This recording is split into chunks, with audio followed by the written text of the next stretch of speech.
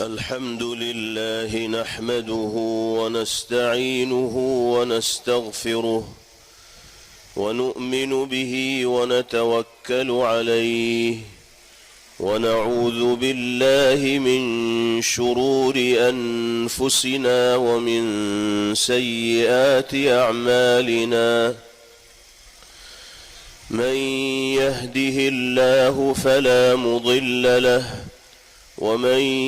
يضلل فلا هادي له ونشهد أن لا إله إلا الله وحده لا شريك له ونشهد أن سيدنا ونبينا وإمامنا وسندنا ومولانا محمدا عبده ورسوله صلى الله تبارك وتعالى عليه وعلى آله وصحبه وبارك وسلم تسليما كثيرا كثيرا. أما بعد فأعوذ بالله من الشيطان الرجيم. بسم الله الرحمن الرحيم.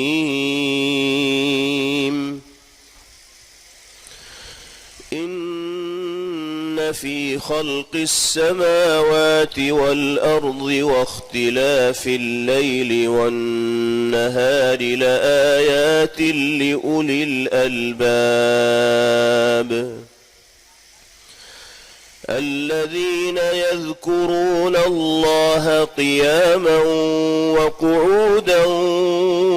وعلى جنوبهم ويتفكرون في خلق السماوات والأرض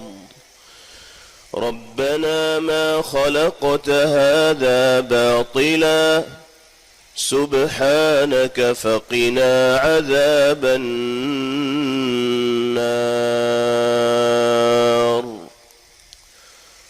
صدق الله مولانا العلي العظيم.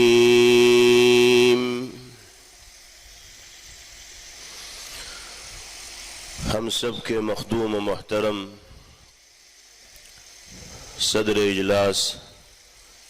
حضرت مولانا قاری شوکت علی صاحب دامت برکاتہم العالیہ،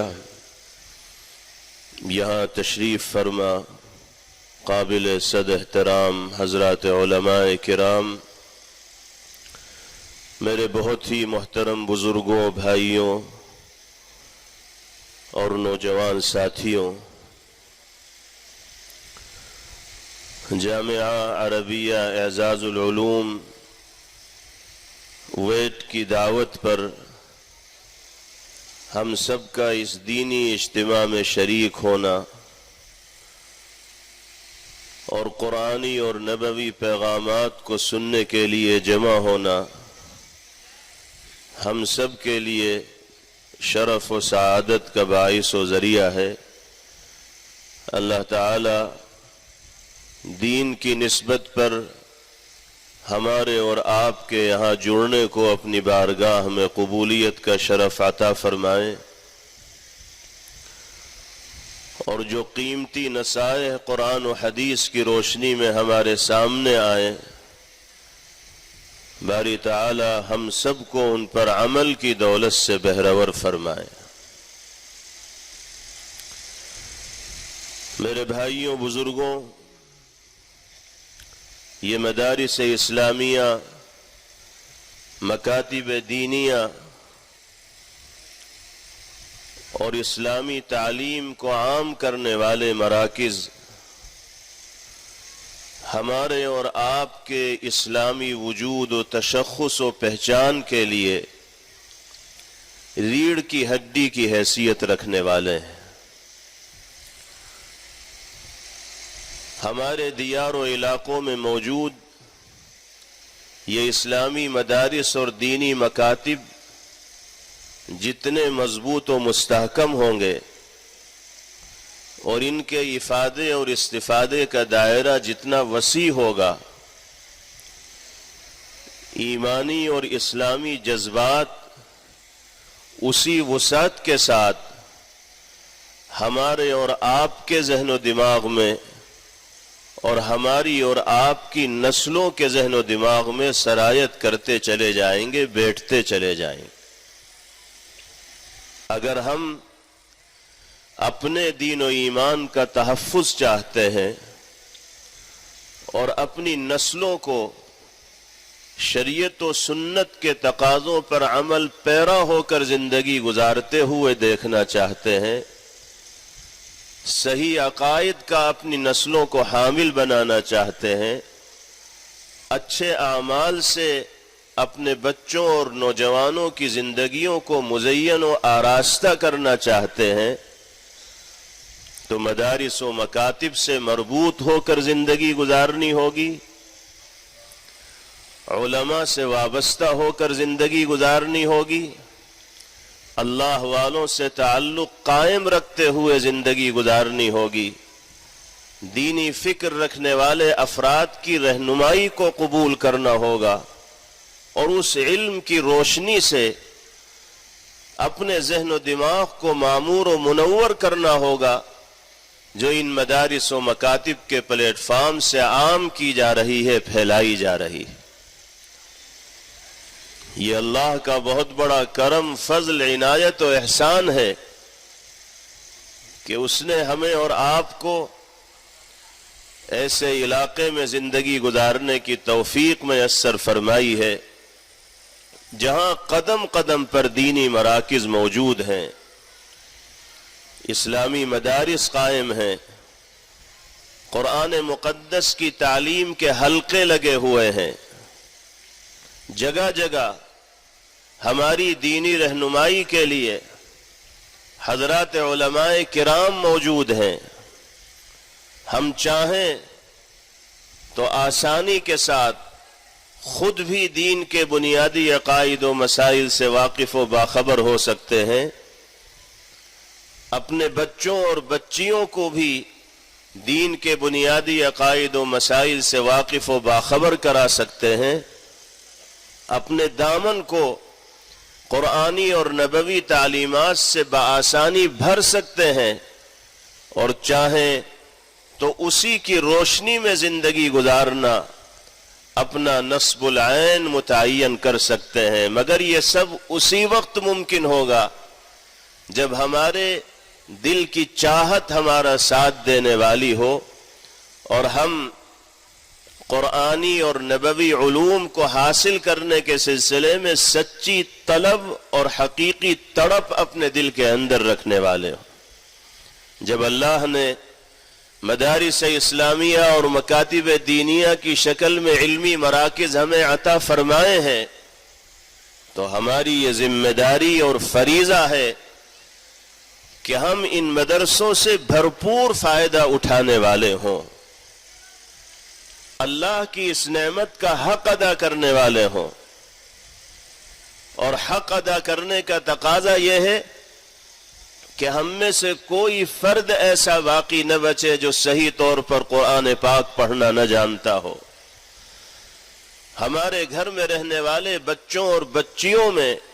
کوئی ایک بھی ایسا باقی نہ رہے جو صحیح طور پر قرآن پاک کی تلاوت کا سلیقہ نہ جانتا ہو، حلال و حرام کی تمیز رکھنے والا نہ ہو، دین کے بنیادی عقائد و مسائل سے واقف و باخبر نہ ہو۔ یہ اصل قدردانی ہے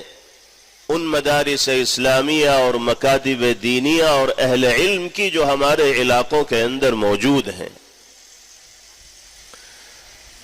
اگر مدارس و مکاتب کے وجود کے باوجود ہم اپنے دامن کو قرآن و سنت کے علوم سے لبریز نہیں کر پا رہے ہیں، حلال و حرام کی تمیز ہمارے اندر نہیں آ رہی ہے، صحیح و غلط میں فرق کرنے کی صلاحیت ہم اپنے اندر پیدا کرنے میں کامیاب نہیں ہو پا رہے ہیں، علماء کی رہنمائی قبول کرنے کے لیے ہمارے پاس وقت نہیں ہے، سیدھی اور سچی راہ پر چلنے کی اہمیت ہمارے ذہن و دماغ کے اندر نہیں ہے تو یاد رکھیے ہم اللہ کی جانب سے حاصل ہونے والی اس نعمت کی قدر کرنے والوں میں شمار نہیں کیے جائیں گے، بلکہ ناقدروں اور ناشکروں میں ہماری گنتی ہوگی۔ آج اس مدرسے کی دعوت پر دینی جذبے کے ساتھ ہم سب ایک پنڈال کے نیچے جمع ہیں، اکٹھے ہیں۔ مدرسے سے تعلق، مدرسے میں خدمت کرنے والے حضرات علماء کرام سے عقیدت، اللہ والوں سے محبت ہمیں اس مدرسے کی دعوت پر یہاں لانے کا سبب اور ذریعہ بنی ہے۔ اس محبت و عقیدت کو اور تعلق کے ان جذبات کو اپنی عملی زندگی میں نمایاں کرنے کی ضرورت ہے۔ زمینی سطح پر اس وابستگی اور تعلق کو قائم کرنے کی ضرورت ہے، اور عملی طور پر اس تعلق کو ثابت کرنے کا تقاضا یہی ہے کہ علم کی جو روشنی ان مدارس سے بکھیری جا رہی ہے، عام کی جا رہی ہے، ہم اپنے گھر کے اندر بھی اس روشنی کو داخل کریں۔ قرآن و سنت کی جو تعلیم دی جا رہی ہے، اس تعلیم سے ہم خود بھی واقف ہوں، اپنے بچوں کو بھی واقف کرانے کی کوشش کریں،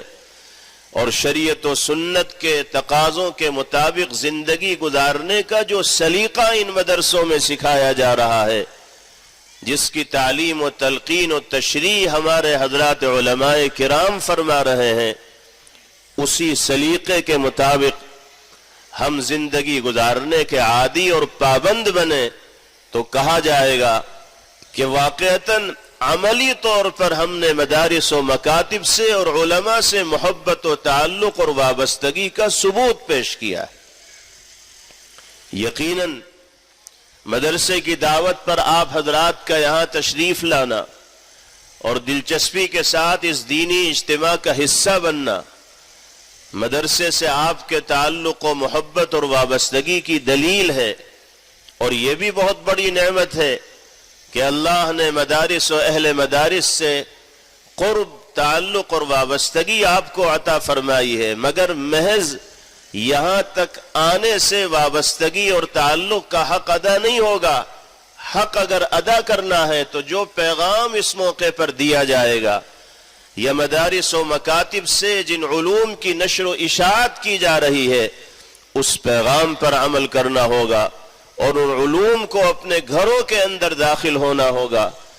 اپنے آپ کو بھی سچا پکا مومن و مسلمان بن کر زندگی گزارنے کا عادی بنانا ہوگا، اور اپنے بچوں کی بھی ایسی تعلیم و تربیت کرنی ہوگی کہ وہ بھی سچے پکے مخلص مومن و مسلمان بن کر زندگی گزارنے کے عادی ہوں۔ اللہ تعالی ہم سب کو قرآنی اور نبوی علوم سے بھرپور استفادے کی توفیق نصیب فرمائے، ہمارے گھر گھر کو باری تعالی ایمانی اور اسلامی انوار و برکات سے معمور اور منور فرمائے۔ میرے بھائیوں بزرگوں، آپ جانتے ہیں کہ اس وقت ملت اسلامیہ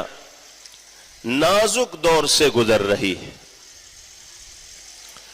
مختلف طرح کے حالات کا سامنا ہے۔ ایک تحریک ہے، ایک طاقت ہے، ایک مشن ہے، جنہوں نے ہمارے اور آپ کے ایمان کو ٹارگیٹ اور نشانہ بنایا ہوا ہے۔ ایک پورا ٹولہ ہے جس کی ساری صلاحیتیں اسی کام پر صرف ہو رہی ہیں اور خرچ ہو رہی ہیں کہ کیسے مسلمانوں کی زندگی سے دین کو نکالا جائے، کیسے مسلمانوں کو دینی اور ایمانی غیرت و حمیت سے محروم کیا جائے، کیسے اسلامی کلچر کو دفن کیا جائے،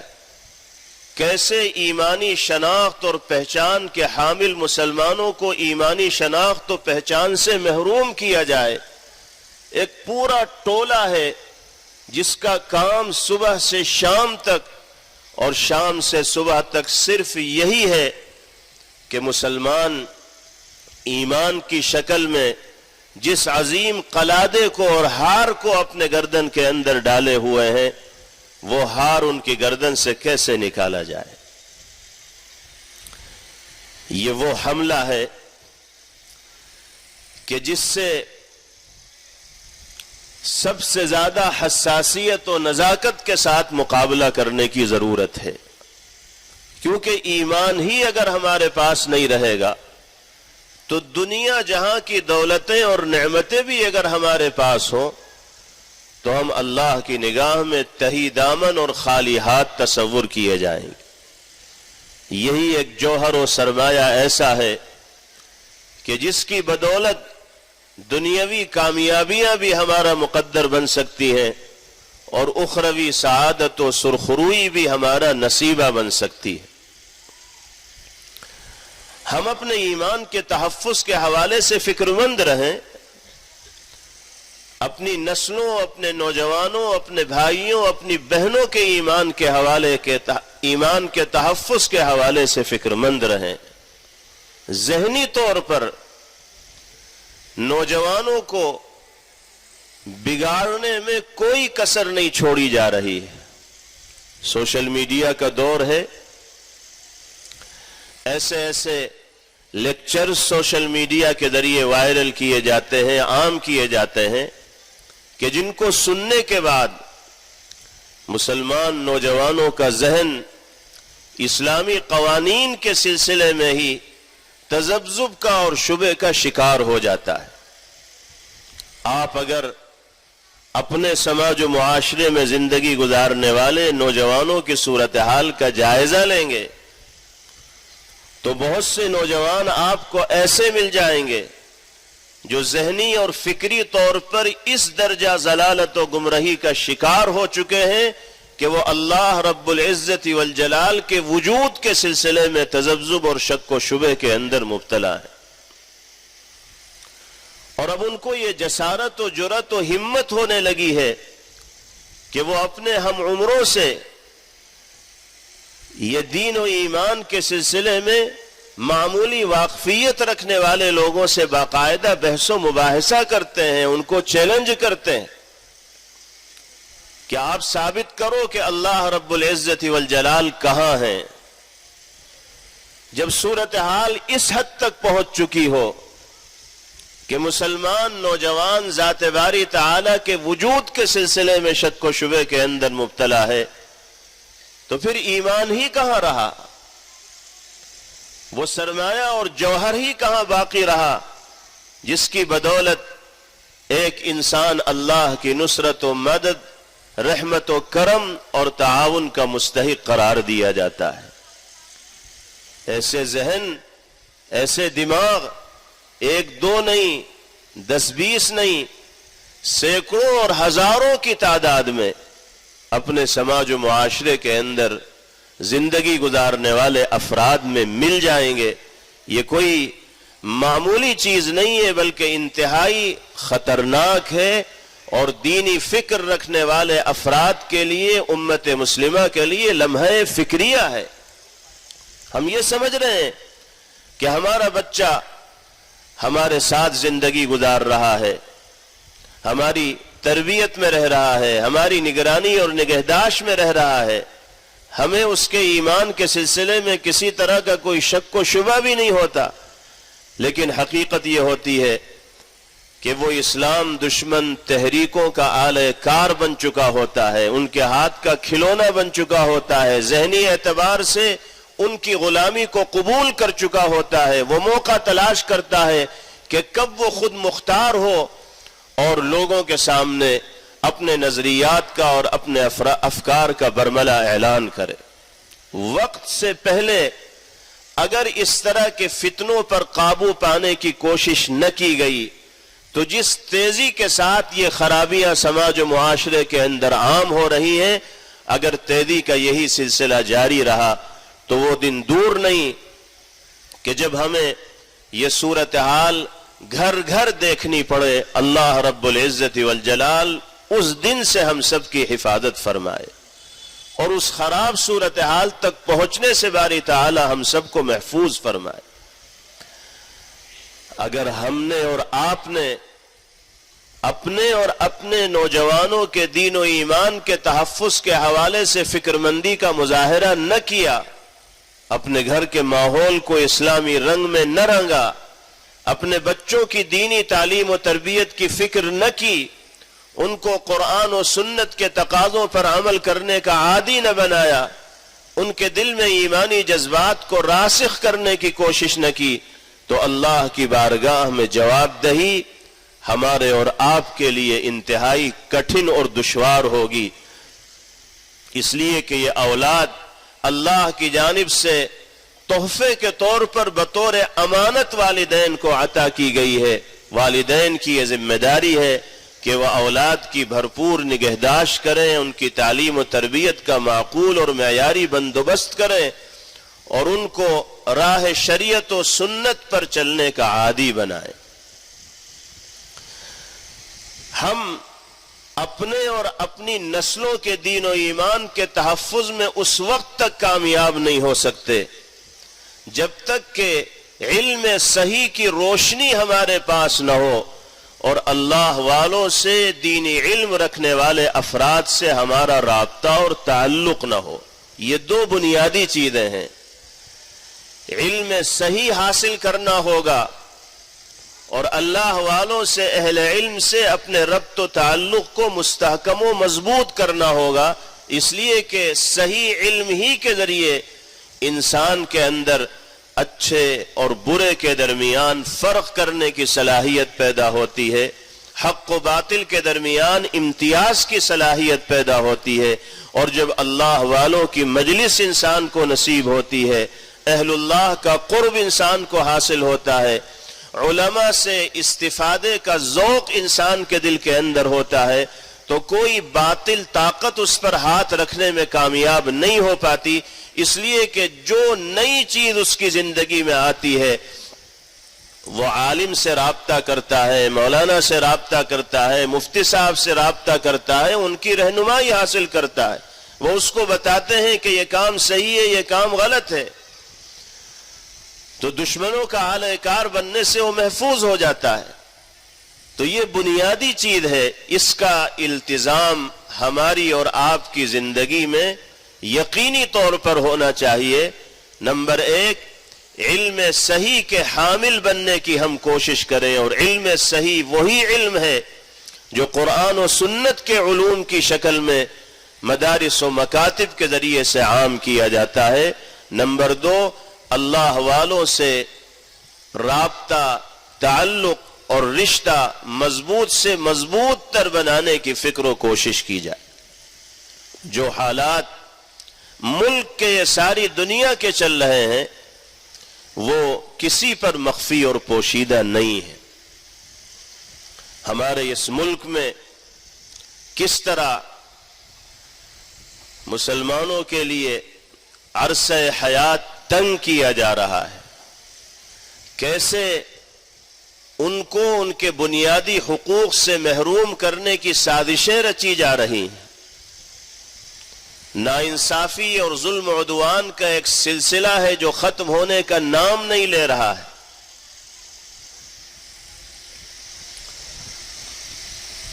مسلمانوں پر مظالم کیے جا رہے ہیں، مکانات کو منہدم کیا جا رہا ہے، بستیوں کو اجاڑا جا رہا ہے، برسہا برس سے رہنے والے لوگوں کو غیر ملکی ثابت کرنے کی کوشش کی جا رہی ہے، زبردستی کے قانون تھوپے جا رہے ہیں، اوقاف کی وہ جائیدادیں جو سینکڑوں برس سے مسلمانوں کے قبضے میں رہیں اور ان کو دینی رہنمائی کے مطابق استعمال کیا جاتا رہا، ان کو غیر ضروری قوانین کے شکنجے میں کس کر قبضہ جمانے کی کوشش کی جا رہی ہے، اور ایسے ہاتھوں میں دینے کی کوشش کی جا رہی ہے جو ہاتھ اس کا استعمال مسلمانوں کے خلاف کریں گے،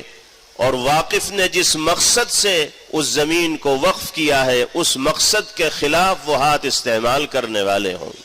یہ تمام حالات ہمارے اور آپ کے سامنے ہیں۔ ہمیں اس ملک میں رہنا ہے اور ہمارے آباء و اجداد برسہ برس سے اس ملک میں رہتے چلے آئے ہیں،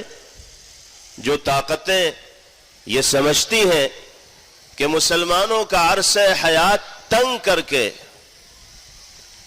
یہ ظلم و جبر کا نشانہ بنا کر ان کو یہاں سے جانے پر مجبور کر دیا جائے گا، تو وہ یہ یاد رکھیں کہ مسلمان اس سرزمین کے تحفظ کے لیے ہر دور میں قربانی دیتا چلا آ رہا ہے اور یہی رہا ہے۔ آج بھی اگر اس سرزمین کے تحفظ کے لیے کسی طرح کی بھی قربانی درکار ہوگی، ہم قربانی پیش کریں گے، اور جیسے ہمارے آباء و اجداد اس ملک میں رہے ہیں، ہم بھی اسی ملک میں رہیں گے، ہماری آنے والی نسلیں بھی اسی ملک میں رہیں گی۔ زور زبردستی کسی شہری کو اس ملک سے باہر کا راستہ نہیں دکھایا جا سکتا۔ جو حالات پیدا کیے جا رہے ہیں، میں تو صرف یہ عرض کرنا چاہتا ہوں کہ ان حالات کے مقابلے کے لیے دو راہیں ہیں۔ ایک راہ وہ ہے جس کو سبب کا درجہ دیا جاتا ہے، ہم ظالموں کے ظلم و عدوان سے مقابلہ کریں گے، ہمارے ساتھ ناانصافی کی جائے گی، ہمارے حقوق کو چھیننے کی کوشش کی جائے گی، تو قانون کے دائرے میں رہتے ہوئے ہم ہر ممکن کوشش کریں گے اپنے بنیادی حق کو حاصل کرنے کے لیے۔ عدالتوں کے دروازے کھٹکھٹائیں گے۔ جو لوگ ظلم و جور کے خلاف آواز اٹھانے والے ہیں، ان کی آواز میں آواز ملائیں گے اور اپنے اس ملک کو اپنے اکابر اور بزرگوں کی خوابوں کی تعبیر بنانے کی ہر ممکن کوشش و فکر کرتے رہیں گے۔ جمیعت علماء ہند کے پلیٹ فارم سے صورتحال کا مقابلہ کرنے کے لیے جو طریقہ کار اختیار کیا جا رہا ہے، جو لائحہ عمل بنایا جا رہا ہے، جس لائن پر چلنے کی رہنمائی کی جا رہی ہے، قانونی اعتبار سے جس طرح سے ظلم و عدوان کا مقابلہ کرنے کی کوشش کی جا رہی ہے، یہ وہ تمام شکلیں ہیں جو اسباب کا درجہ رکھتی ہیں، اور ان تمام شکلوں کو اختیار کرنا بھی ضروری ہے۔ ہاتھ پر ہاتھ رکھ کر نہیں بیٹھیں گے، ہم اپنا حق حاصل کرنے کے لیے قانون کے دائرے میں رہتے ہوئے جو کچھ ممکن ہو سکتا ہے اس کو کرنے کی کوشش کریں گے، ظلم کے خلاف آواز اٹھائیں گے۔ احتجاج کے لیے اجتماعی طور پر جمع ہونے کی اگر اپیل ذمہ داران کی طرف سے کی جائے گی تو اس اپیل کو بھی سدا بصہرا ثابت نہ ہونے دیں گے، بلکہ اس کے تقاضے پر عمل کریں گے، اور جمہوری تقاضوں کے مطابق اپنی آواز کو ایوان اقتدار تک پہنچانے کے لیے جو بھی شکلیں ہو سکتی ہیں ان کو اختیار کرنے سے دریغ نہیں کریں گے۔ نمبر 2، ان تمام حالات کا مقابلہ کرنے کے لیے بنیادی چیز یہ ہے کہ اللہ رب العزت والجلال سے ہمارا ربط و تعلق اور رشتہ مضبوط و مستحکم ہو۔ جب تک اللہ سے ہمارا رشتہ مضبوط و مستحکم نہیں ہوگا تو اسباب کے درجے کی جتنی کارروائیاں ہیں ان میں دم پیدا نہیں ہو پائے گا، جان پیدا نہیں ہو پائے گی، وزن پیدا نہیں ہو پائے۔ سارے کے سارے مطالبات، سارے کے سارے احتجاجی جلسے، عدالتوں سے گہار لگانا اور دوسری کارروائیاں کرنا اسی وقت حقیقت میں مفید اور نفع بخش بن سکتی ہیں جب اللہ رب العزت والجلال سے ہم لو لگانے والے ہوں، جڑ کو پکڑنے والے ہوں، اللہ کی ناراضگی کو دور کرنے کی فکر کرنے والے ہوں، اس کی مرضی اور منشا کے مطابق زندگی گزارنے کے عادی ہوں۔ اگر ایک طرف ہم اللہ کے احکامات کو پامال کریں گے، نبی پاک علیہ الصلاۃ والسلام کی سنتوں کو پیرو تلے رونیں گے، اور دوسری طرف یہ چاہیں گے کہ اللہ کی رحمت و کرم ہمارے شامل حال رہے، دشمنوں کے نرغے سے نکلنے کی راہ ہمیں مل جائے، جو لوگ ہمارا عرصہ حیات تنگ کر رہے ہیں وہ نیست و نابود ہو جائیں، تو یہ ممکن نہیں ہے۔ طاقت و قدرت صرف اور صرف اللہ رب العزت والجلال کے ہاتھ میں ہے. فیصلے اسی کے اشاروں سے ہوتے ہیں. اسی کے رحم و کرم پر یہ دنیا قائم ہے. یہ نظام باری تعالی کے امر پر چل رہا ہے, حکم پر چل رہا ہے. جب تک ہمارا اور آپ کا رشتہ اللہ سے مضبوط و مستحکم نہیں ہوگا, اس وقت تک کامیابی, عزت و سربلندی کے خواب دیکھنا فضول ہے. آج ہماری سب سے بڑی کمزوری یہی ہے کہ ہم حالات کی ستم ظریفی کا شکار ہوتے ہیں, حالات کی بندشوں کے اندر جکڑتے ہیں, پریشانیاں ہماری زندگی میں آتی ہیں, مسائل سے ہم جھوجتے ہیں, دشمنوں کی عداوت کا اور دشمنی کا ہم سامنا کرتے ہیں تو واویلا کرتے ہیں, شور مچاتے ہیں, دشمنوں کے خلاف قانونی کارروائیاں کرنے کی فکر و کوشش کرتے ہیں, لیکن اصل جو بنیاد ہے اللہ کو راضی کرنا منانا,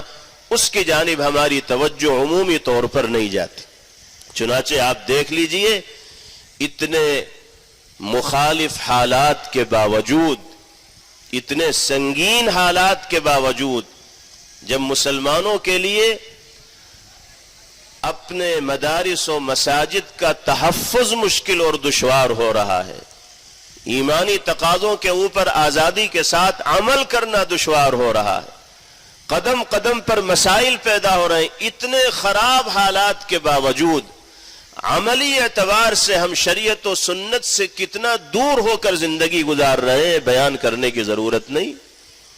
آج بھی بہت بڑی تعداد ہمارے بھائیوں بہنوں کی ایسی ہے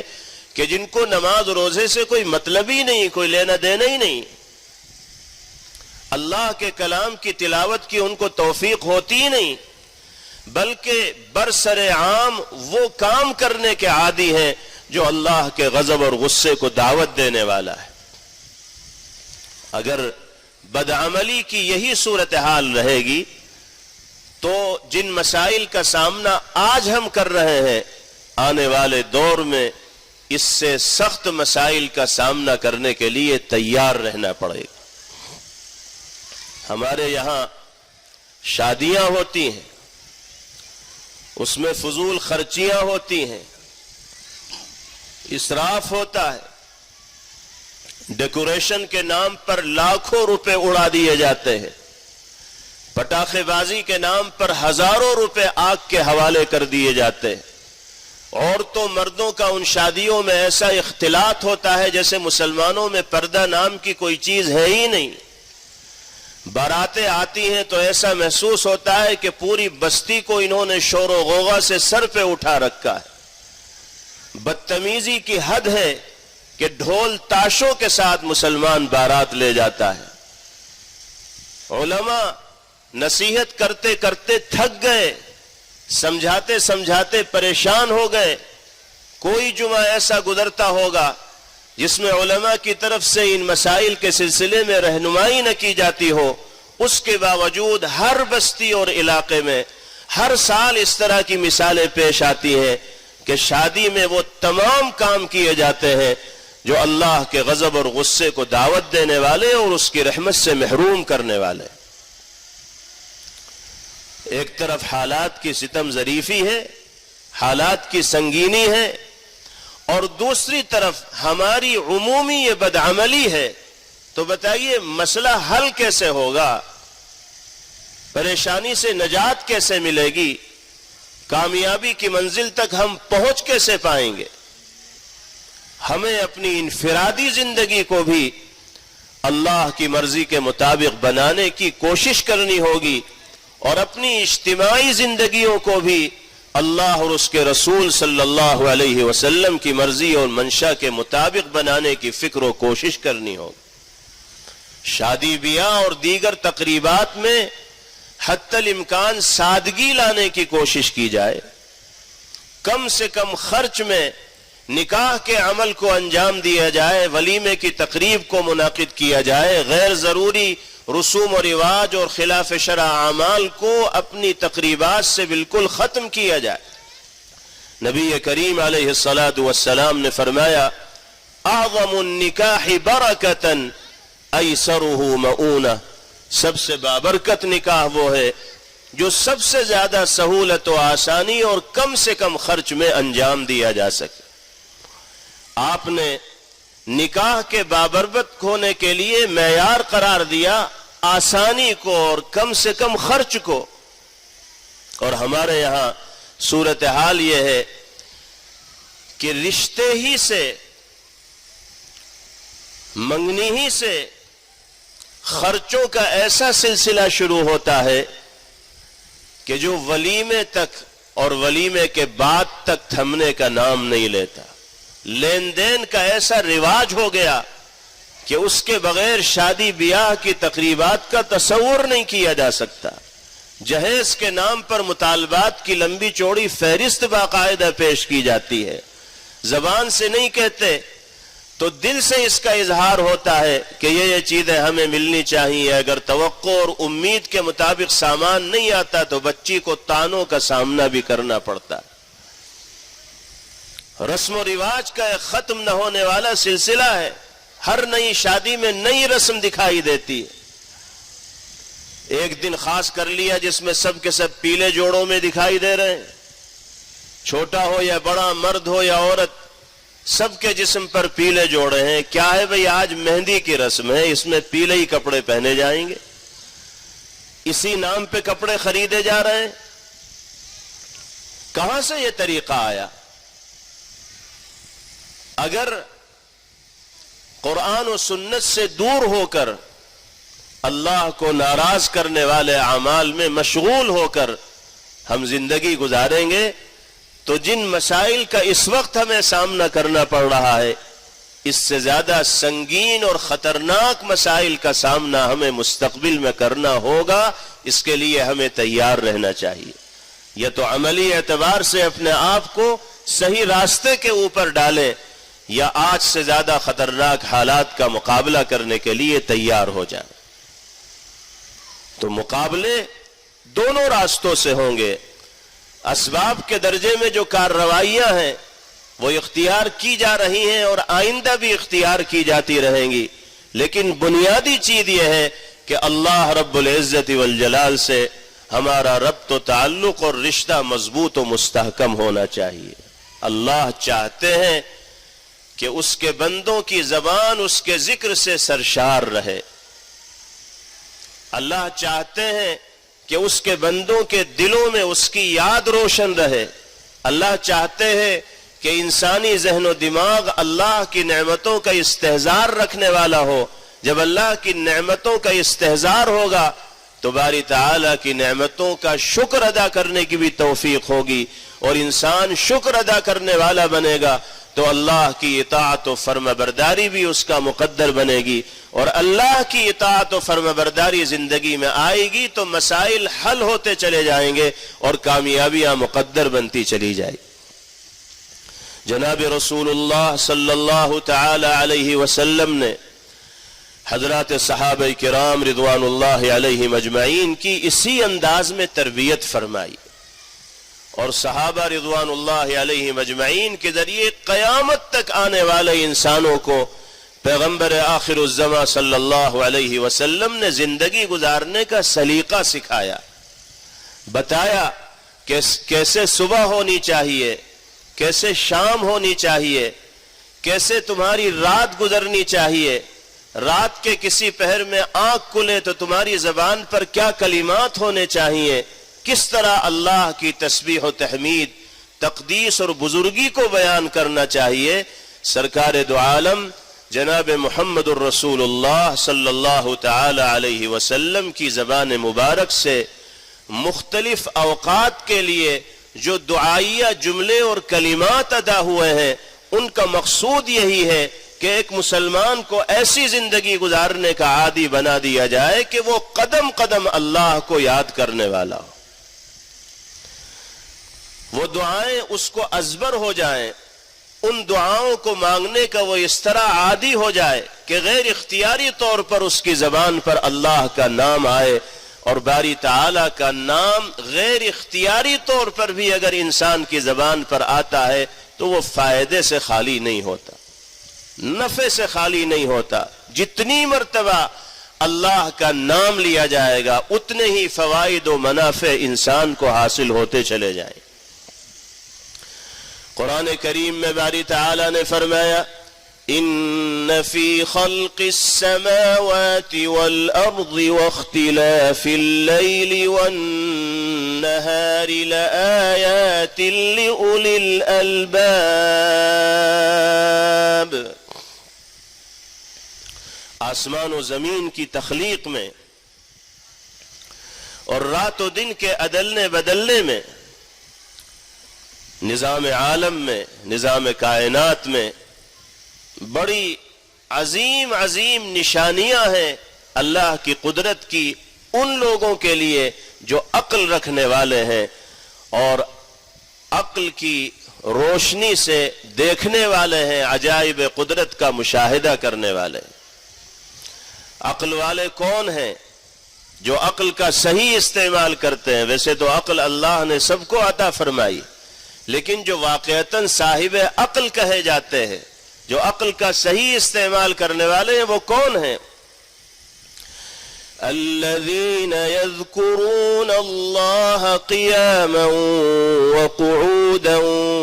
وعلى جنوبهم ويتفكرون في خلق السماوات والأرض۔ عقل والے وہ لوگ ہیں جو کھڑے ہو کر بھی اللہ کو یاد کرتے ہیں، بیٹھ کر بھی اللہ کو یاد کرتے ہیں، پہلو کے بر لیٹے ہوئے ہوتے ہیں تو بھی اللہ کے ذکر سے ان کی زبان سرشار ہوتی ہے، ان کا قلب و دماغ معمور و منور ہوتا ہے، اور وہ آسمان و زمین کی تخلیق میں، قدرت کے عجائبات میں غور و فکر کرتے رہتے ہیں۔ اور کیا کہتے ہیں؟ ربنا ما خلقت هذا باطلا سبحانك فقنا عذاب النار۔ اے پروردگار عالم، آپ کی ذات پاک ہے، آپ نے آسمانوں کو، زمین کو، دریاؤں کو، ندی نالوں کو، درخت و حجر کو اور کائنات کے ذرے ذرے کو بیکار پیدا نہیں فرمایا۔ یقیناً بڑی حکمتیں نظام عالم کو وجود عطا کرنے میں مضمر و پوشیدہ ہے۔ اے اللہ، عذاب جہنم سے خلاصی کا ہمارے لیے فیصلہ فرما دیجیے، اپنی گرفت سے ہم سب کو بچا لیجیے۔ اللہ تعالی نے اہل عقل کی، عقل کا صحیح استعمال کرنے والوں کی یہ نشانی بیان فرمائی، ان کا تعارف فرمایا، ان کا معمول بتایا کہ یہ وہ لوگ ہیں جو لیٹے بیٹھے اٹھتے بیٹھتے اللہ کے ذکر سے اپنی زبان کو اور دل کو سرشار رکھتے ہیں۔ اور یاد رکھیے، ذکر کا مطلب صرف اللہ اللہ یا سبحان اللہ یا الحمدللہ الحمدللہ کہنا نہیں ہے۔ حضرات علماء فرماتے ہیں کہ 5 وقتہ نمازوں کو باجماعت ادا کرنے کا اہتمام کرنا، یہ بھی اللہ کے ذکر میں مشغول ہونا ہے۔ جب اللہ کی یاد ہوتی ہے اور اللہ کی بارگاہ میں حاضری کا احساس ہوتا ہے، تبھی تو مسلمان وقت پر نماز کی ادائیگی کا اہتمام کرتا ہے۔ ایک آدمی سچ بول رہا ہے اس تصور کے ساتھ کہ جھوٹ بولوں گا تو اللہ کی پکڑ آئے گی، اللہ کی گرفت کا سامنا کرنا پڑے گا۔ سچ بولنا بھی اللہ کا ذکر ہے۔ امانت داری کا معاملہ کسی کے ساتھ کیا جا رہا ہے، یہ بھی اللہ کا ذکر ہے، اس لیے کہ وہ سوچ کر امانت داری کا معاملہ کر رہا ہے کہ خیانت کا شکار ہوں گا تو اللہ کی گرفت کا سامنا کرنا پڑے گا۔ اپنی دینی اور ایمانی ذمہ داریوں کو ادا کرنا، اللہ اور اللہ کے بندوں کے حقوق کو ادا کرنا، یہ اللہ کا ذکر ہے، اللہ کی یاد کے اندر شامل ہے۔ اور افضل ترین ذکر اللہ کے کلام کی تلاوت کا اہتمام کرنا ہے۔ اور ہمیں تو اللہ نے اپنی مخلوقات میں سب سے زیادہ شرف اور عظمت عطا فرمائی ہے۔ ذکر الہی تو باری تعالیٰ کی تمام مخلوقات کا شیوا ہے۔ ہمیں تو اللہ کا ذکر کرنا ہی چاہیے، اللہ کی یاد سے ہمارا دل تو روشن رہنا ہی چاہیے، اس لیے کہ ہم اس کی مخلوقات میں سب سے زیادہ مشرف و محترم ہیں۔ ورنہ کوئی مخلوق اللہ کی ایسی نہیں ہے جو اللہ کا ذکر نہ کرتی ہو، اس کی تسبیح اور پاکی بیان نہ کرتی ہو۔ قرآن کہتا ہے تسبح له السماوات السبع والأرض ومن فيهن، ساتوں کے ساتوں آسمان، زمین، اور آسمان و زمین میں جتنی بھی مخلوقات پائی جاتی ہیں وہ سب کی سب اللہ کی تسبیح و تحمید و تقدیس اور پاکی بیان کرتی ہیں۔ وَإِن مِّن شَيْءٍ إِلَّا يُسَبِّحُ بِحَمْدِهِ وَلَكِن لَّا تَفْقَهُونَ تَسْبِيحَهُمْ إِنَّهُ كَانَ حَلِيمًا غَفُورًا۔ جتنی چیزیں بھی اس کائنات میں پائی جاتی ہیں، اللہ کی جتنی مخلوقات ہیں، وہ سب کی سب اللہ کی تسبیح و تحمید اور تقدیس، فضیلت و بزرگی بیان فرماتی ہیں، بیان کرتی ہیں، اگرچہ تم ان کی تسبیح و تقدیس کو اور تحمید کو سمجھ نہ پاتے ہو۔ لیکن درخت ہو، پتھر ہو، پانی ہو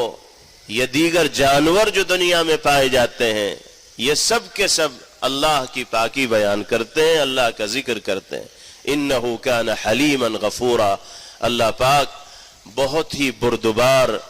بہت معاف فرمانے والے اور اپنے بندوں کے ساتھ، اپنی مخلوقات کے ساتھ بڑے کرم کا معاملہ فرمانے والے۔ تو خلاصہ یہ ہے کہ حالات کا مقابلہ کرنے کے لیے اور مسائل کے منجھدار سے کامیابی کے ساتھ باہر نکلنے کے لیے بنیادی شرط اللہ کو راضی کرنا اور منانا ہے، اور شریعت و سنت کے تقاضوں پر عمل کرنا ہے، دعاؤں کا اہتمام کرنا ہے۔ پیغمبر علیہ الصلاۃ والسلام نے فرمایا الدعاء سلاح المؤمن، دعا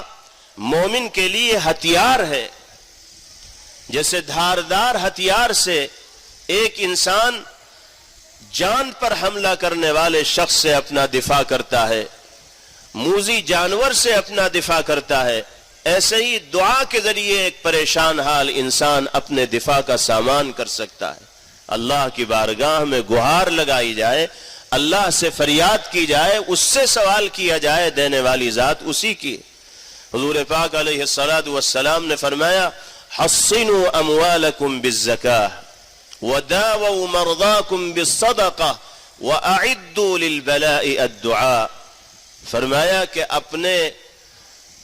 مال کی قلعہ بندی زکوٰۃ کی ادائیگی کے ذریعے کرو، یعنی وقت پر زکوٰۃ کی ادائیگی کا اہتمام کرو گے تو تمہارا مال قلعہ بند ہو جائے گا، یعنی محفوظ ہو جائے گا،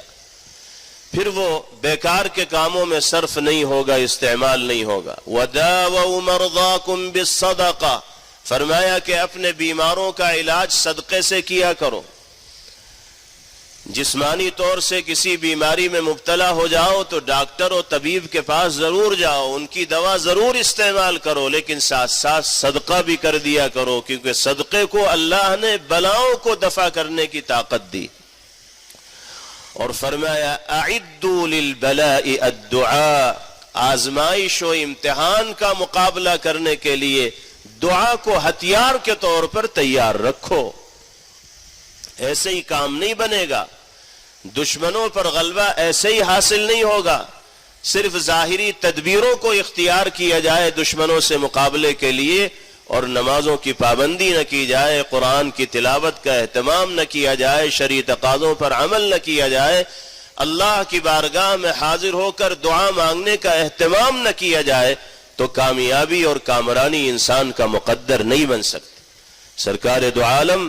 جناب محمد الرسول اللہ صلی اللہ علیہ وسلم نے حضرات صحابہ رضوان اللہ علیہم اجمعین کو ایسی ہی زندگی گزارنے کی تلقین فرمائی اور سلیقہ سکھایا جس میں قدم قدم پر اللہ کی یاد رہتی ہے اور اس سے رشتہ مضبوطی کے ساتھ بنا رہتا ہے۔ چنانچہ آپ کو معلوم ہے کہ ہر وقت کی دعا پیغمبر علیہ الصلاۃ والسلام سے منقول ہے۔ صبح کے وقت آپ کیا دعا فرماتے، شام کے وقت کیا دعا فرماتے، مسجد کی طرف نکلتے تو کیا دعا فرماتے, مسجد سے باہر نکلتے تو کیا دعا فرماتے, بستر پر آتے تو دعا فرماتے, رات میں آنکھ کھلتی تو اللہ کو یاد کرتے, صبح بیدار ہوتے تو اللہ کو یاد کرتے, کھانا کھاتے تو اللہ کا ذکر کرتے, قضاء حاجت کے لیے جاتے یا فارغ ہوتے تو اللہ کا ذکر کرتے. یہ جو صبح سے شام تک اور شام سے صبح تک دعاؤں کا اہتمام ہے, اس کا مقصد اللہ سے لنک کو بنائے رکھنا ہے, رشتے کو جوڑے رکھنا ہے. اور جب مالک سے رشتہ جڑا رہے گا تو کوئی بڑی سے بڑی طاقت بال بیکا کرنے میں کامیاب نہیں ہو پائے گی. اس لیے کہ ہم اللہ کی حصار میں آ جائیں گے, اس کی حفاظت میں آ جائیں گے, اور جو اللہ کے حصار میں اور اس کی حفاظت میں آ گیا تو کوئی اس کو نقصان نہیں پہنچا سکتا. اس لیے میرے بھائیوں بزرگوں, دعاؤں کا اہتمام کیجئے. جناب رسول اللہ صلی اللہ علیہ وسلم نے ارشاد فرمایا, من قال حين يصبح اللهم إنا نشهدك ونشهد حملة عرشك ونشهد ملائكتك ونشهد جميع خلقك أنك أنت الله وحدك لا شريك لك وأن محمدا عبدك ورسولك اعتقه الله ربعه من ذلك اليوم او كما قال صلی اللہ علیہ وسلم. فرمایا کہ جو شخص صبح کے وقت یہ دعائیہ جملہ جو اللہ کی تحمید و تسبیح پر مشتمل ہے اپنی زبان سے ادا کرے گا ایک مرتبہ, تو اس کے چوتھائی حصے کو جہنم پر حرام قرار دیا جائے گا. 2 مرتبہ کہے گا, آدھے حصے کے لیے جہنم سے خلاصی کا فیصلہ ہوگا. 3 مرتبہ کہے گا, تہائی حصے کے لیے جہنم سے خلاصی کا فیصلہ ہوگا. اور 4 مرتبہ کہے گا تو پورے طور پر اس کے لیے جہنم سے خلاصی کا فیصلہ ہو جائے. اس دعا کا ترجمہ کیا ہے؟ اے اللہ, ہم آپ کو گواہ بناتے ہیں, آپ کے عرش کو تھامنے والے فرشتوں کو گواہ بناتے ہیں, اور آپ کے تمام فرشتوں کو گواہ بناتے ہیں, اور آپ کی ساری مخلوق کو گواہ بناتے ہیں. کس بات کا گواہ بناتے ہیں؟ انک انت اللہ وحدک لا شریک لک, کہ آپ ہی ہمارے اللہ ہیں, آپ ہی خالق و مالک ہیں, آپ کی خدائی اور الوہیت میں کوئی ساجی اور شریک نہیں, اور محمد عربی صلی اللہ علیہ وسلم آپ کے بندے اور آپ کے رسول ہیں. نبی پاک علیہ الصلاۃ والسلام نے فرمایا, ایک مرتبہ جو آدمی صبح کے وقت یہ دعا کرے گا اس کا چوتھائی حصہ جہنم سے نجات پالے گا. 4 مرتبہ یہ جملے اپنی زبان سے ادا کرے گا تو اللہ تعالیٰ اس کے لیے جہنم سے خلاصی کا مکمل طور پر فیصلہ فرمائیں گے. یہ الفاظ اگر عربی میں یاد ہو جائیں تب تو نور علی نور, کیونکہ پیغمبر علیہ الصلاۃ والسلام کے جملوں میں جو جان ہوتی ہے, اس میں جو تاثیر ہوتی ہے, اس میں جو دم ہوتا ہے, وہ ہماری اور آپ کی زبان میں ہو ہی نہیں سکتا. اگر عربی میں یاد ہو جائے تو بہت اچھا, لیکن اگر عربی میں یہ جملہ یاد نہیں ہو پا رہا ہے تو ہم اپنی زبان میں کیا اس مفہوم کو ادا نہیں کر سکتے؟ نہایت آسان مفہوم ہے. روزانہ صبح اور شام ہم اپنی زبان سے اللہ کی بارگاہ میں ہاتھ اٹھا کر یہ جملے ادا کریں کہ اللہ, ہم آپ کو, آپ کے عرش کو تھامنے والے فرشتوں کو, تمام فرشتوں کو اور ساری مخلوق کو گواہ بنا کر یہ کہتے ہیں کہ آپ ہی اللہ ہیں, کوئی ساجی اور شریک نہیں, اور محمد صلی اللہ علیہ وسلم آپ کے بندے اور اس کے رسول ہیں. ان کلمات کو زبان سے ادا کرنے کا اہتمام ہوگا تو اللہ کی توجہ اور عنایت صبح و شام ہمیں حاصل رہے گی, اور پھر قدم قدم پر باری تعالیٰ کی نصرت و مدد کے ہم مستحق قرار دیے جائیں. دوسری روایت میں جناب رسول اللہ صلی اللہ علیہ وسلم نے فرمایا کہ جو شخص صبح کے وقت یہ کلمات کہے گا, شام تک اس سے جتنے گناہ ہوں گے صغائر کی قبیل سے, اللہ ان جملوں کی برکت سے وہ گناہ معاف فرما دیں گے. اور جو شام کے وقت یہ جملے کہے گا, صبح کے وقت اس سے, صبح تک اس سے جتنے گناہ ہوں گے اللہ اس کو معاف فرما دیں گے. حضرت ابو بکر صدیق رضی اللہ تعالی عنہ نبی کریم علیہ الصلاۃ والسلام کی خدمت میں حاضر ہوئے اور عرض کیا کہ یا رسول اللہ علمنی کلمات اقولها فی الصباح والمساء، یا رسول اللہ کچھ دعائیہ جملے مجھے سکھلا دیجئے جو صبح و شام میں اپنی زبان سے ادا کیا کروں۔ تو آپ نے کیا سکھلائے؟ فرمایا قل اللہم عالم الغیب والشہادہ فاطر السماوات والارض رب كل شيء ومليكه اعوذ بك من شر نفسي ومن شر الشيطان وشركه وان اقترف على نفسي سوءا او اجره الى مسلم۔ فرمایا کہ اللہ کی بارگاہ میں ان جملوں کے ذریعے سوال کیا کرو کہ اللہ آپ موجود اور غیر موجود کو جاننے والے ہیں، آپ آسمان و زمین کو پیدا کرنے والے ہیں، آپ ہر چیز کے رب ہیں، پالنہار ہیں، مالک ہیں، خالق ہیں۔ یہاں تک تو اللہ کی شان بیان کی۔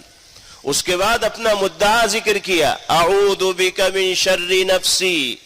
اے اللہ میں آپ کی پناہ چاہتا ہوں اپنے نفس کے شر سے، شیطان کے شر سے،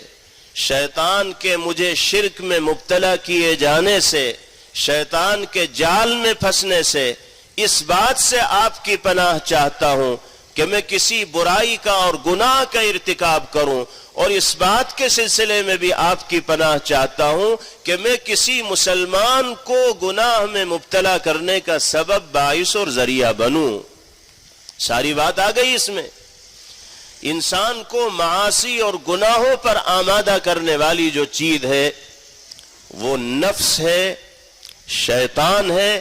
اور شیطان کا بچھایا ہوا جال ہے جو مختلف شکل و صورت میں ہمارے اور آپ کے سامنے آتا ہے۔ جب ہم اللہ سے پناہ چاہ لیں گے کہ الہ العالمین نفس کے شر سے مجھے بچائیے، یہ نفس مجھے بدنگاہی کی دعوت دے رہا ہے، بدکاری کی دعوت دے رہا ہے، رشوت لینے کی دعوت دے رہا ہے، سود خواری کی دعوت دے رہا ہے، برائی کے اندر مبتلا ہونے کی ترغیب دے رہا ہے، اللہ نفس پر قابو مجھے ایسا عطا فرمائیے کہ شریعت کے خلاف کوئی کام اگر نفس کی طرف سے آئے تو میں اس پر پیر رکھوں اور شریعت کے تقاضے پر عمل کرنے والا بن جاؤں۔ اگر نفس انسان کے قابو میں آ جائے، یعنی وہ نفس کی طرف سے آنے والے برے خیالات پر عمل کرنے والا نہ ہو اور شرعی تقاضوں پر عمل کرنے کو ترجیح دیتا ہو، تو وہ گناہوں سے اور برائیوں سے اور بدعمالیوں سے بچ جائے گا۔ ایسے ہی شیطان کو اللہ نے غیر معمولی قدرت و طاقت عطا فرمائی ہے جو انسانوں کے ذہن و دماغ پر ایسا قابو پا لیتا ہے کہ جو چاہتا ہے انسانوں سے کرواتا ہے۔ شیطان انسان کے ذہن و دماغ پر ایسا حاوی ہو جاتا ہے کہ پھر انسان زبان بولتا ہے تو شیطان کی بولتا ہے، کام کرتا ہے تو شیطانی کرتا ہے، آنکھوں سے دیکھتا ہے تو شیطان کی مرضی اور منشا کے مطابق دیکھتا ہے۔ ہمارے وہ نوجوان بھائی جو بد زبانی میں مبتلا ہو کر زندگی گزار رہے ہیں، ہمارے وہ بھائی جو جھوٹ بولنے کے عادی ہیں، جو غیبت کرنے کے عادی ہیں، جو چغلی کرنے کے عادی ہیں، ان کو کبھی یہ احساس کرنا چاہیے کہ ہماری یہ بد زبانی در حقیقت شیطانی کارستانیوں کے اثر انداز ہونے کا نتیجہ ہے۔ شیطان ہم پر حملہ آور ہوا، اس نے ہماری زبان کو اپنے قبضے میں لیا اور جھوٹ بولنے کا عادی بنا دیا، غیبت کا عادی بنا دیا، چغل خوری کا عادی بنا دیا، لگائی بجھائی کا عادی بنا دیا، دو محبت کرنے والے بھائیوں میں تلخیاں پیدا کرنے والے جملے بولنے کا عادی بنا دیا۔ بولتے ہم ہیں لیکن بلواتا شیطان ہے، اس لیے کہ اس کا جادو ہمارے سر پہ چڑھ چکا ہے۔ جب اللہ سے پناہ چاہ لی جائے گی شیطان کے شر سے تو انسان کی زبان غلط گوئی سے، غلط زبان بولنے سے، غلط جملے ادا کرنے سے محفوظ ہو جائے گی، نگاہیں محفوظ ہو جائیں گی، اعضاء و جوارح محفوظ ہو جائیں گے، شرک میں مبتلا ہونے سے انسان کی حفاظت ہو جائے گی، اور شیطان برائیوں میں مبتلا ہونے کے لیے جو جال پھیلاتا ہے ان جالوں میں پھنسنے سے انسان محفوظ ہو جائے گا۔ موبائل کے ذریعے کیسی گندگیوں کے اندر آج کے دور میں نوجوان اتر رہے ہیں، ایسے ایسے مناظر موبائل کی اسکرین پر دیکھتے ہیں کہ جن کو دیکھنے کے بعد نورانیت اور روحانیت نام کی کسی چیز کا ذہن و دماغ میں باقی رہنے کا مطلب نہیں. اور نشہ موبائل بینی کا ایسا چڑھ چکا ہے بعض نوجوانوں پر کہ شراب کا نشہ بھی اس کے سامنے پھیکا ہے. شرابی کو وقت پر شراب نہ ملے تو وہ کسی طرح گزارا کر لیتا ہے، لیکن موبائل غلط استعمال کرنے والوں کے ہاتھ سے اگر موبائل لے لیا جائے تو وہ لڑنے مرنے کو تیار ہو جائیں، بے چین و مضطرب ہو جائیں گے، نیند اڑ جائے گی. اب تو نیند کی کوئی حیثیت نہیں رہ گئی موبائل کے مقابلے میں، نیندیں کم ہو گئیں. سونے کا وقت موبائل بینی کی نظر ہو رہا ہے، اور جب اٹھ کر اللہ کی بارگاہ میں حاضر ہونا چاہیے تب آوے کا آوا سوتا پڑا دکھائی دیتا ہے. فجر کی نماز میں دیکھ لیجئے گنتی کے نمازی ملیں گے، اور وہ بھی اکثریت ان میں بڑے بوڑھوں کی ہوتی ہے، بزرگوں کی ہوتی ہے. نوجوانوں کی تو بڑی تعداد ایسی ہے جن کا رات کا بیشتر حصہ خرافات کی نظر ہو جاتا ہے، موبائل بینی کی نظر ہو جاتا ہے. جب رات دیر میں سوئیں گے تو صبح سویرے اٹھنے کا سوال ہی پیدا نہیں ہوتا. اور یہ نشہ ایسا چڑھتا ہے کہ جس کا نقصان دنیاوی اعتبار سے بھی ہوگا اور اخروی اعتبار سے تو جو ہے وہ بالکل کھلا ہے، آیا ہے، واضح ہے، اس کو بیان کرنے کی ضرورت نہیں. آج اس کا احساس نہیں ہے، لیکن کب تک احساس نہیں ہوگا؟ ایک دن وہ آئے گا کہ ہمیں اپنے کیے پر خود پچھتاوا ہوگا، ندامت و شرمندگی ہوگی، احساس ہوگا کاش کہ ہم نے وقت کا صحیح استعمال کر لیا ہوتا. 5-5 گھنٹے، 6-6 گھنٹے، 8-8 گھنٹے جو موبائل میں ہم نے غرق کیے ہیں، برباد کیے ہیں، ان کو صحیح مصرف میں استعمال کر لیا ہوتا تو آج ہم اپنے پیروں پر کھڑے ہوتے، سماج میں ہمیں عزت کا مقام حاصل ہوتا، والدین کی نگاہ میں ہماری کوئی حیثیت ہوتی. کتنے نوجوان ایسے ہیں جو اس طرح کی بدعملی کا شکار ہو کر اپنے ماں باپ کی زندگی کو اجیرن کر دیتے ہیں. وہ ایک گیم چلتا ہے پب جی، اس گیم کا بھوت تو جس پہ سوار ہو جائے تو اس کی تو زندگی برباد ہو ہی جاتی ہے، وہ پھر کہیں کا نہیں رہتا. گھر والے اس سے پریشان ہو جاتے ہیں، بند کوٹری میں گھنٹوں بند رہتا ہے اور اسی پب جی کا دیوالیہ اس کے دماغ کے اوپر سوار رہتا ہے، اس سے باہر نکل ہی نہیں پاتا. ذہنی مریض ہو چکے ہیں بڑی تعداد میں نوجوان اسی موبائل کے غلط استعمال کی وجہ سے. یہ سب کا سب وہ جال ہے جو شیطان کی طرف سے پھیلایا ہوا ہے. حقیقت میں موبائل ایک ٹیکنالوجی ہے، اس کا صحیح استعمال کیا جائے تو اس کے فائدے بھی بہت ہیں،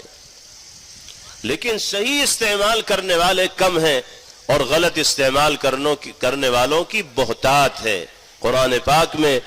شراب کے بارے میں یہی فرمایا گیا، یسألونک عن الخمر والمیسر قل فیہما اثم کبیر ومنافع للناس. یہ لوگ آپ سے شراب اور جوئے کے بارے میں پوچھتے ہیں، آپ ان سے کہہ دیجئے کہ لوگوں کے لیے اس میں کچھ فائدے ضرور ہیں، شراب پی کر تھوڑی طاقت حاصل ہو جاتی ہے، لیکن نقصان اتنے زیادہ ہیں کہ وہ فائدوں کے اوپر غالب ہیں، حاوی اور بھاری ہیں. یہی صورتحال موبائل کی. صحیح استعمال کریں تو بہت فائدے ہیں، اور غلط استعمال کریں تو نقصانات کا سلسلہ بھی لامتناہی ہے، ختم نہ ہونے والا ہے. اللہ شیطان کے شر سے اور اس کے بچھائے ہوئے جال میں پھنسنے سے ہم سب کی حفاظت فرمائے. ہم سب کو باری تعالی شریعت و سنت کے تقاضوں پر عمل کرنے کا عادی بنائے. ہمارے اس اجتماع کو، مل بیٹھنے کو اللہ پاک اپنی بارگاہ میں شرف قبول نصیب فرمائے، اور عزت و عافیت کے ساتھ ہمیں اپنے اس ملک میں مذہبی آزادی پر عمل کرتے ہوئے زندگی گزارنے کے مواقع میسر فرمائے. وآخر دعوانا ان الحمد للہ رب العالمین.